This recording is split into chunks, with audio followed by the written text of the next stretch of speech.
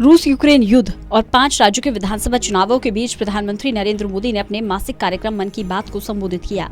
हालांकि पीएम ने दोनों ही मुद्दों पर कुछ नहीं कहा। अपने संबोधन के दौरान सबसे पहले उन्होंने भारत से चोरी हुई मूर्तियों को देश में वापस लाने पर बात कही। पीएम ने कहा कि पिछले 7 साल में भारत ने 200 से ज्यादा कीमती मूर्तियों को सफलतापूर्वक वापस पाया है। आज मन की बात की शुरुआत हम भारत की सफलता के जिक्र के साथ करेंगे। इस महीने की शुरुआत में भारत इटली से अपने एक बहुमूल्य धरोहर को लाने में सफल हुआ है। ये धरोहर है अवलोकितेश्वर पद्मपाणि की 1000 साल से भी ज्यादा पुरानी प्रतिमा। ये मूर्ति कुछ वर्ष पहले बिहार में गया जी के एक देवी स्थान कुंडलपुर मंदिर से चोरी हो गई थी, लेकिन अनेक प्रयासों के बाद अब भारत को ये प्रतिमा वापस मिल गई है। लेकिन पिछले 7 साल में 200 से ज्यादा बहुमूल्य प्रतिमाओं को भारत सफलता के साथ वापस ला चुका है।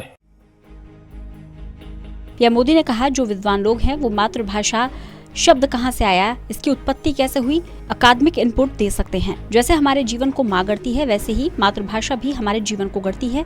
कुछ लोग ऐसे मानसिक द्वंद्व में जी रहे हैं जिसके कारण उन्हें अपनी भाषा, अपने पहनावे, अपने खान पान को लेकर एक संकोच होता है, जबकि विश्व में कहीं और ऐसा नहीं है। भारत में विश्व की सबसे पुरानी तमिल भाषा है। साल 2019 में हिंदी दुनिया की सबसे ज्यादा बोली जाने वाली भाषाओं में तीसरे नंबर पर थी और 27 फरवरी को मराठी भाषा गौरव दिवस भी है।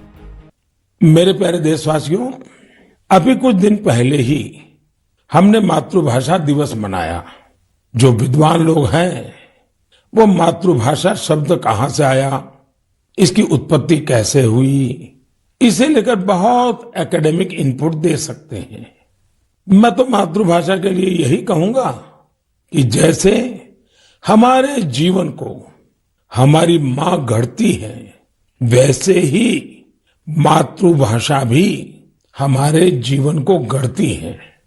मां और मातृभाषा दोनों मिलकर जीवन की फाउंडेशन को मजबूत बनाते हैं, चिरंजीव बनाते हैं। जैसे हम अपनी मां को नहीं छोड़ सकते, वैसे ही अपनी मातृभाषा को भी नहीं छोड़ सकते। 2019 में हिंदी दुनिया की सबसे ज्यादा बोली जाने वाली भाषाओं में तीसरे क्रमांक पर थी।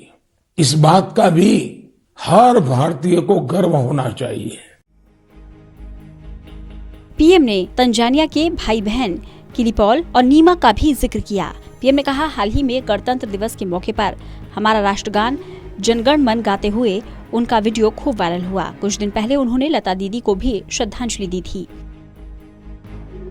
इन दिनों फेसबुक, ट्विटर और इंस्टाग्राम पर तंजानिया की 2 भाई बहन किलीपॉल और उनकी बहन नीमा, ये बहुत चर्चा में है और मुझे पक्का भरोसा है आपने भी उनके बारे में जरूर सुना होगा। उनके अंदर भारतीय संगीत को लेकर एक जुनून है, एक दीवानगी है और इसी वजह से वे काफी लोकप्रिय भी हैं। लिप सिंक के उनके तरीके से पता चलता है कि इसके लिए वे कितनी ज्यादा मेहनत करते हैं। हाल ही में गणतंत्र दिवस के अवसर पर हमारा राष्ट्रगान जन गण मन गाते हुए उनका वीडियो खूब वायरल हुआ था। कुछ दिन पहले उन्होंने लता दीदी का एक गाना गाकर उनको भी भावपूर्ण श्रद्धांजलि भी दी थी। पीएम मोदी ने कहा, 7 सालों में देश में आयुर्वेद के प्रचार प्रसार पर बहुत ध्यान दिया गया है। आयुर्वेद स्टार्टअप चैलेंज भी शुरू किया गया है। साथ ही पीएम ने कहा, एक बार जब लोग मिलकर कुछ करने की ठान लेते हैं तो अद्भुत चीजें कर देते हैं। मिशन जल थल नाम का एक जन आंदोलन कश्मीर के श्रीनगर में चल रहा है, जिसमें झीलों और तालाबों की साफ सफाई की जा रही है। साथियों, पिछले 7 वर्षों में देश में आयुर्वेद के प्रचार प्रसार पर बहुत ध्यान दिया गया है। आयुष मंत्रालय के गठन से चिकित्सा और स्वास्थ्य से जुड़े हमारे पारंपरिक तरीकों को लोकप्रिय बनाने के संकल्प को और मजबूती मिली है। मुझे इस बात की बहुत खुशी है कि पिछले कुछ समय में आयुर्वेद के क्षेत्र में भी कई नए स्टार्टअप सामने आए हैं। साथियों, एक बार जब लोग मिलकर के कुछ करने की ठान ले तो वो अद्भुत चीजें कर जाते हैं। समाज में कई ऐसे बड़े बदलाव हुए हैं जिनमें जन भागीदारी, सामूहिक प्रयास इसकी बहुत बड़ी भूमिका रही है। मिशन जल थल नाम का ऐसा ही एक जन आंदोलन कश्मीर के श्रीनगर में चल रहा है। यह श्रीनगर की झीलों और तालाबों की साफ सफाई और उनकी पुरानी रौनक लौटाने का एक अनोखा प्रयास है।